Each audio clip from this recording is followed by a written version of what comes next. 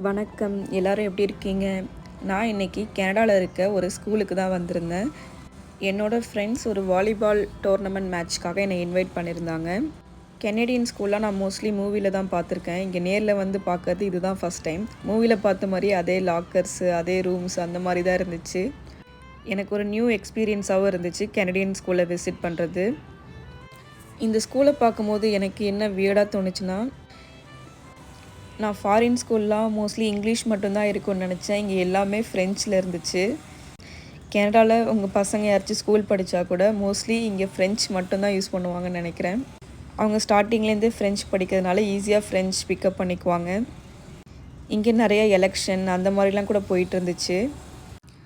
இப்போவும் போய் ஸ்கூலை எக்ஸ்ப்ளோர் பண்ணுறது நல்லா தான் இருக்குது. ஒரு ஸ்வீட் மெமரிஸை ரீகால் பண்ணுற மாதிரி இருந்துச்சு. ஓகே ஃப்ரெண்ட்ஸ், உங்களுக்கு இந்த சேனல் பிடிச்சிருந்துச்சுன்னா சப்ஸ்கிரைப் பண்ணி வச்சுக்கோங்க.